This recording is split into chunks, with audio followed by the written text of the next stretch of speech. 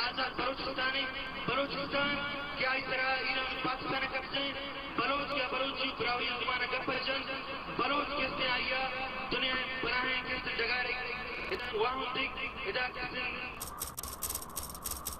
On the 18th of March 2014, the man you just heard giving a clarion call for independent Baluchistan was detained in Quetta by Pakistani authorities.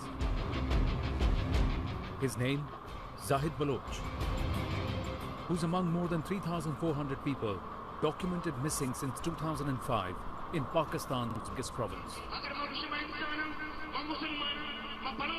Zahid को वो गाड़ी से निकाल रहे हैं उस छोटे से गाड़ी में और एक ब्लैक कलर का सर्फ गाड़ी था तो जाहिद के हाथ पीछे से बांध दिए थे उसकी आंखों पे पट्टियां बांध दी थी और उसको खुद ही उठा के गाड़ी में फेंक दिया और सारे लोगों को वो धमकियां दे रहे थे बच्चों तक को धमकियां दे रहे थे कि आप लोग चले जाओ उसके बाद वो उसको लेके चले गए. To this day, Zahid's fate remains unknown. Much like the fate of thousands of others who the Pakistani state has been accused of ruthlessly silencing for raising their voice against what has been described as brutal occupation.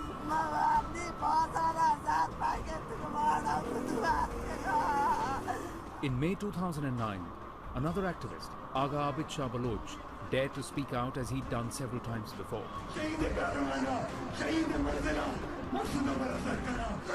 Through this platform, we would like to tell the enemy that we'll never quit the movement of Free Baluchistan. By your oppression, by gifting us the mutilated body of our leaders, colleagues and family members, we'll never stop. Our struggle is for the freedom of Baloch land of Baluchistan. Barely 2 years later, Agha Abid Shah Baloch was found dead in a ditch in his town of Panchgur. His body was found mutilated and decomposed. Much like the leaders of the Baloch resistance he had named in his speech. Zahid Baloch missing. Agha Abid Shah Baloch found dead. Kambar Chakar tortured and killed. Dr. Deen Mohammad Baloch missing, and the list goes on. This has been a very old Pakistani military strategy, and they've done this before. In 1971, the Pakistani military carried out a genocide in what is today Bangladesh. They killed 3 million people in a matter of 10 months. But before they were defeated and they could get away by the Indian army, they collected all the professors, all the doctors, all the poets, all the writers, collected them at one place and slaughtered them. They are doing the same thing today in Baluchistan. The genocide in East Pakistan is often invoked by Baloch activists to draw attention to their plight. However, in the case of Baluchistan, or formerly the independent princely state of Kalat, the circumstances around how it became a part of Pakistan in 1948 have also been a cause for resentment among many. Finally, Pakistan accepted the independence and sovereignty of Kalat, and it was signed, and we still have those press communes that Mr. Jinnah gave. From then till March 48, there was a lot of things that happened, and in which also the British had a role. They also gave the green signal to Jinnah to invade Kalat. And there were some of our own mischievous chiefs and others who had a role in it. Of course, without the role of insiders, outsiders cannot do anything. Interestingly, the man who drafted the Khan's memorandums relating to independence in 1946 was his then lawyer, Muhammad Ali Jinnah, who would, as Governor General of Pakistan, go on to sign the very accession document that would make the state of Kalat a part of his new country in 1948. Lasbela, Karan and Makran, which were semi-autonomous feudal districts of the Khanate, had decided, and their rulers did, to go along and accede to the Union of Pakistan, the new dominion. Kalat held out, by being non-committal about it. But these three guys were for joining, and indeed they joined fully Pakistan on 17th March 48. They also created in March, on March 13th, 3 states which never existed before, which is Haran, Las Bela and Makran. It was annexation by force, because when they created these 3 states, they moved their armies there.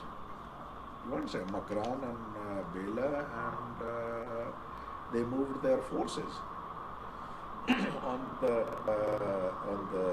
side of Sindh, and also Arand and Dajal. They moved their forces. So Kalat was in the middle, basically. So with a barrel of a gun, they had my grandfather sign, and still, whatever they even he had them signed was never implemented. Since then, there have been 5 phases of insurgency in Baluchistan.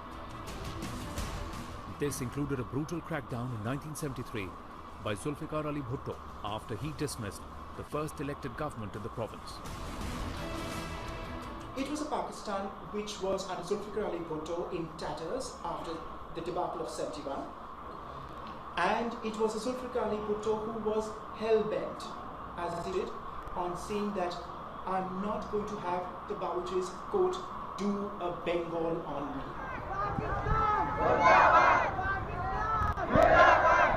The people of Baluchistan, however, haven't given in. But the tales of disappearances, illegal detentions and extrajudicial killings have only grown. We receive testimonies from victims of torture, now living in exile, including a student and a doctor.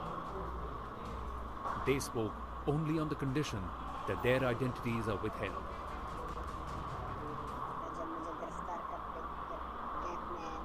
When I was arrested and taken to the camp, as soon as we reached, 7 to 8 people started beating us without asking any questions. My clothes were taken off and petrol was put on me. I kept going round in circles and my skin kept peeling off. There used to be different kind of torture techniques. जो तस्वीर दिखा रहे थे, इधर एक चीज़ मैंने और देखी, वो करंट वाली मशीन जिससे वो इलेक्ट्रिक करंट लगाते थे, वो ज़ाहिर है अभी मेरी आँखें नहीं बंदी हुई थी, खुली थी, तो वो इधर साथ जो बैठा हुआ था, वो जिस तस्वीर का पूछ रहा था, अगर आपको आता नहीं होता तो वो इधर आपके थाई पे जिससे इस तरह की आवाज़ आती थी. मैंने देखा छोटी सी मशीन है, उसने कहा भी ये इतने वोल्ट पे रहा है. इसी तरह वो अच्छा, फिर उन्होंने ये मशीन बहुत से ऐसी जगह पर लगाया, किसी जगह का नाम ले सकते हैं, किसी जगह पर नहीं, मतलब इलेक्ट्रिक करंट ऐसा तक देते थे. कभी कभी मुझे शायद मैं बेहोश हो जाता था. जब दोबारा होश आ जाती थी मुझे देखता मैं दूसरी जगह पर, शायद मुझे हटा कर लिया. The reason for such apprehension is real. Karima Baloch, chairperson of the PSO, who now lives in Toronto, Canada, when in Pakistan, she addressed rallies in multiple cities raising awareness. Mass mobilization. Today we need a mass mobilization. Our mothers and sisters should teach our upcoming generation the lesson of freedom. Our brothers should debate on Baloch issues in their daily life, should debate on Baloch freedom fighters and think carefully what makes our fighters to live in mountains. Their aim is not self-determination, nor provincial autonomy, nor the privileges. That aim is the independence of Baluchistan, the complete independence of Baluchistan.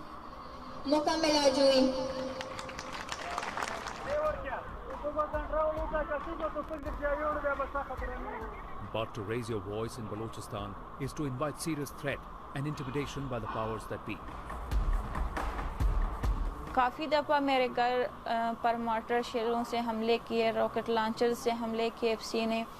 और एक दफ़ा मैं घर पे नहीं थी तो उस एक दिन दोपहर के वक्त वो आए थे और पूरे हमारा घर है उसको घेरे में लेकर बेतहाशा फायरिंग खोल दी थी घर पर और मेरी जो बहनें थी छोटी वो वहाँ पे मौजूद थी लेकिन वो बच गई.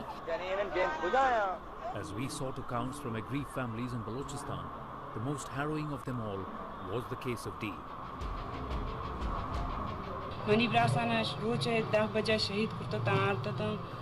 My brothers were killed around 10 a.m. that morning, and then the army said they killed them because they were attacked. My brothers were innocents. After hearing the news, I went to the army camp and asked them where my brothers were. "Forget your brothers now on," they told me.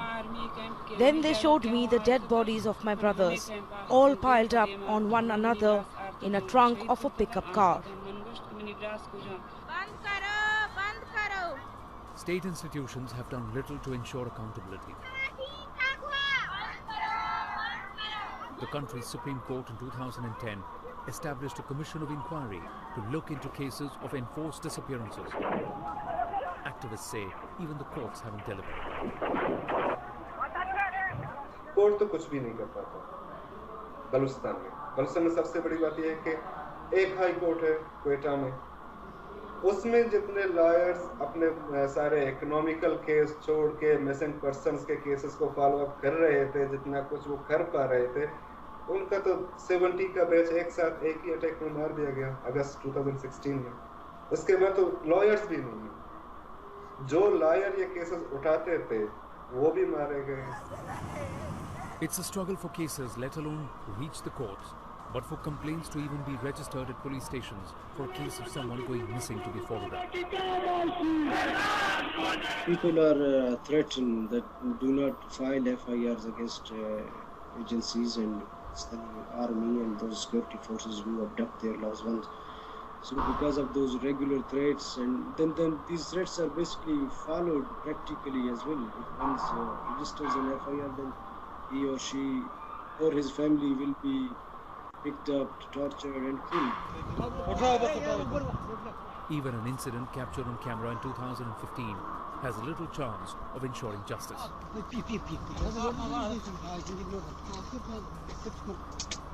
The man in the video, Shahjahan, we are told, has not been seen since.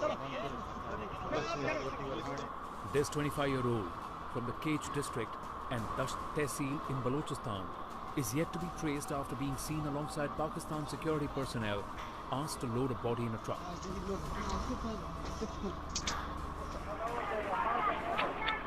Videos depicting alleged human rights violations in Baluchistan are routinely uploaded on the social media, including videos of houses burned, allegedly by Pakistan forces.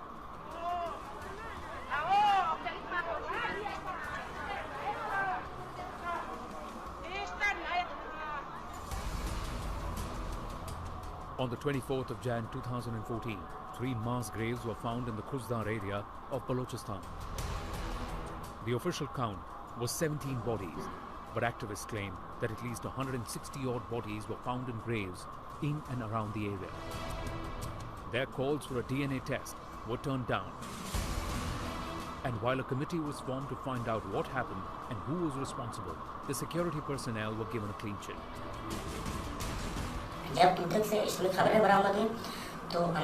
When such reports came out, we tried to go there. Our friends and well-wishers tried to go there, but the government forces restrained us. Later, the families of the missing persons also tried to go there, but they were stopped too. Media persons and political leaders weren't allowed either. When the bodies were being recovered, only the government forces and government machinery was present. The situation here is that when human rights activists or political workers raise the slogans about missing persons, either they go missing themselves or their dead bodies are found.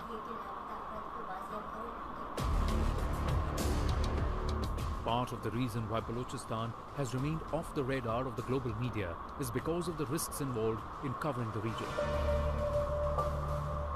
In May 2006, Carlotta Gall of the New York Times was beaten up by Pakistan security personnel, and her cameraman was held in detention for a day in Quetta when they were on assignment doing a story on the Afghan Taliban.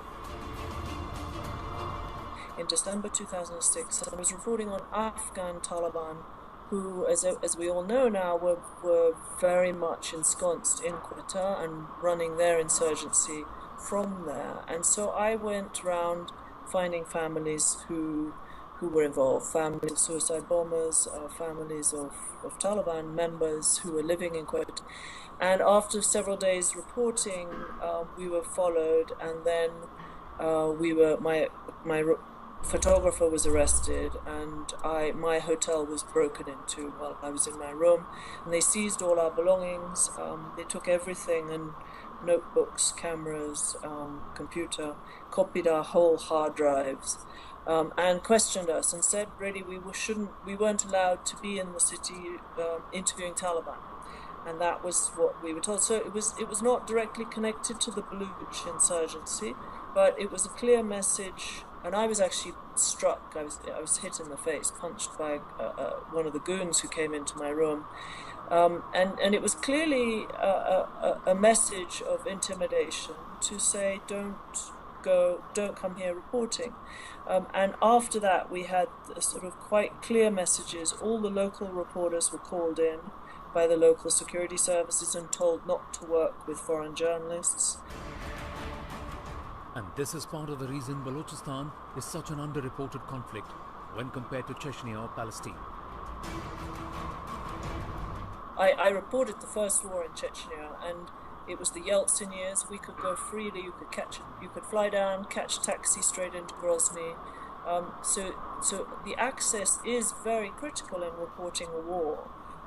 And the access in Baluchistan is very, very low. Another thing to mention is diplomats are extremely constrained from going there and finding out things. Even the diplomats who work in Pakistan, they can't travel there without permission. And also aid workers. A lot of NGOs have tried to work in Baluchistan. Some do, but with great difficulty. They're very restricted. I think there's been a very clever and very strict control of any information coming out of Baluchistan.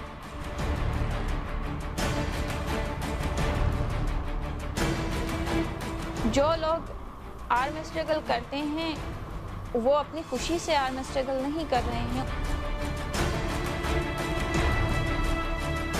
They will have to respect our sovereignty. Baluchistan is too big a cake. They will not be allowed to eat it.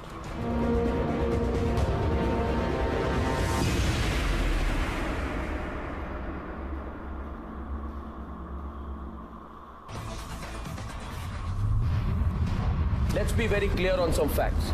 Barriers are there which are unfair, and barriers which are there which are unfair should be broken.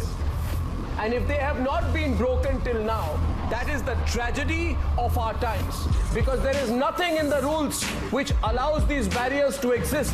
I don't trust politicians. Politicians need to go through a litmus test. This is about implementing the constitution that we gave ourselves. When will you, the politicians of this country, have the guts to do to the people of this country what they deserve? Take a position on it tonight. Don't dodge tonight.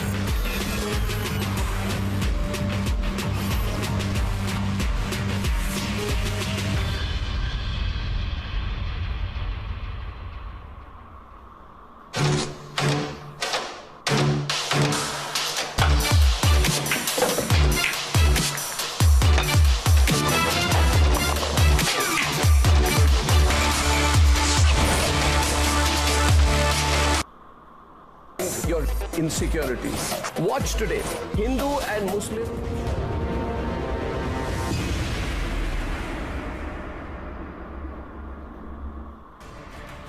Pakistan's strategy in tackling questions over Balochistan has been masking its belligerence against the people of Balochistan, with deniability outside and brazenly so.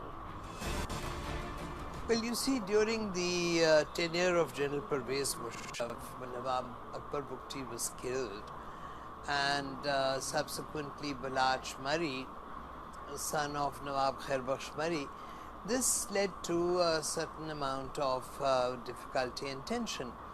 But all of that is well in the past, And as I said, the situation in Baluchistan is reasonably normal. On the day of this comment, Bramtak Bukti, now living in exile in Switzerland, made his intentions clear. He was applying for asylum to India and was prepared to take Pakistan's army generals to court, including Pervez Musharraf. During whose tenure, his grandfather, Nawab Akbar Bukti, an icon for Baloch nationalists, was assassinated. All Pakistani generals जो कि साबिका हैं और मौजूदा हैं जो बलूचिस्तान में human right violations में involve रहे हैं उन सब के खिलाफ हमारे जो जितने BRP के चैप्टर्स हैं internationally London, Germany, Norway, Sweden, France and Switzerland यहाँ पर हम उनके खिलाफ केसेस रजिस्टर करेंगे. What the Baloch see as occupation on the part of Pakistan is not one in the context of human rights violations alone. The Pakistanis have done what most colonial countries never did, which is the annihilation of the local language. The Portuguese were in India, the Danes, the Dutch were in India, the British, the French were in India. Nobody wiped out the native language. What the Pakistanis have done is imposed Urdu on top of the Baloch people. Mostly get the very small share in non-skilled labor. You understand? They don't even get a share, and because the Baloch are not thought to be citizens. You understand? They are fourth grade. As China tries to expand its foothold in Baluchistan, in Gwadar and other areas through the $46 billion China-Pakistan economic corridor, the stories we heard of the people here were as distressing as the areas further east.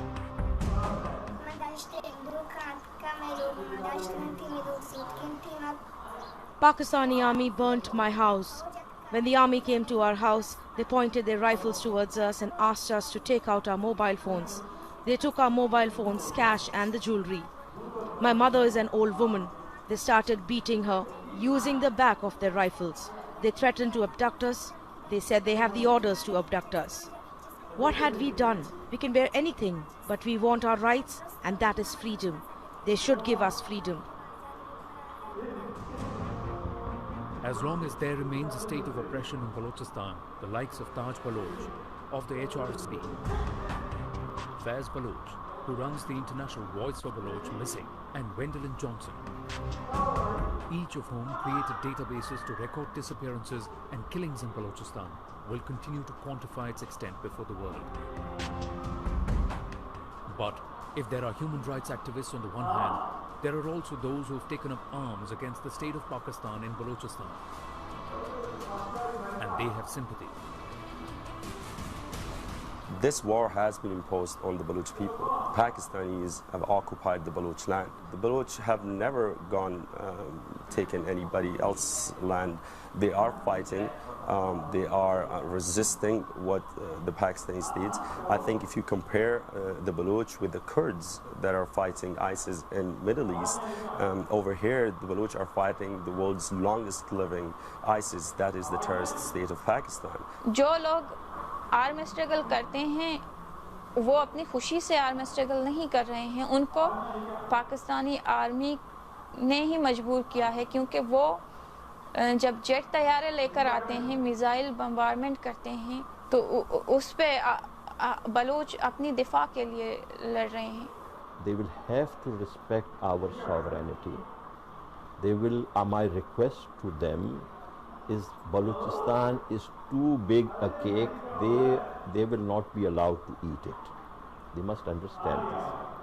What is happening in Baluchistan? People are increasingly on our side. India has, again, my thanks to Sri Narendra Modi supporting us. Hamid Karzai, the former president of Afghanistan, has supported this. The Hasina Wajid government in Bangladesh. On the 15th of August 2016, the Prime Minister of India, Narendra Modi, referred to Baluchistan from the ramparts of the Red Fort. The first time any Indian Prime Minister had done so in history.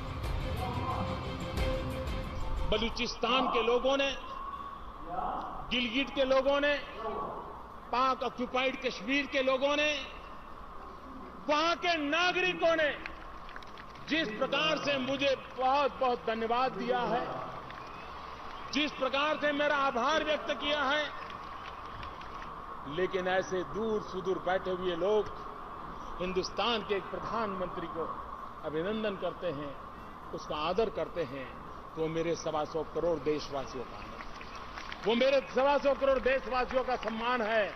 The best way for the Baluchistan independence movement or the movement to end Pakistan's occupation of Baluchistan to come on the international stage is when Prime Minister Narendra Modi takes it to the United Nations and from the General Assembly utters the word Baluchistan. The mere mention of the word Baluchistan will put it on the international framework. Will Baluchistan be free? How realistic a possibility it is in our lifetime is a matter left to speculation. But the stories of oppression, of displacement, of torture, of kidnappings are following a dangerous pattern. One that Pakistan adopted in 1970 against its eastern wing, resulting in the creation of another nation. As for the graves the Pakistani authorities are believed to have left behind, they will call out to them. मैंने सुना है तुम 60 कब्रें भी पार कर चुके हो और मैं अभी तक तीसरे कब्र तक नहीं पहुंच पाया। पहली कब्र जब मैंने पार की तो एक आवाज़ आई, किसी ने पूछा कहाँ जा रहे हो, और मैं सोचने लगा कि मैं कहाँ जा रहा हूँ। फिर से उसने पूछा तुम्हें पता है मैं कौन हूँ, और मैं सोचने लगा अब इसको क्या कहना है कि ये है कौन। तो उसने कहा जब तुम निकल ही पड़े हो तो रास्ते में शायद अंधेरा हो और तुम्हें रोशनी की ज़रूरत हो तो मेरा फ़ोन ही जला दीजिएगा। और उसके बाद मैं इतना गूंगा रहा कि खुद से भी न बोल पाया, और मैं पहली कब्र के बाद और दूसरी कब्र से पहले खुद में दफन हो गया।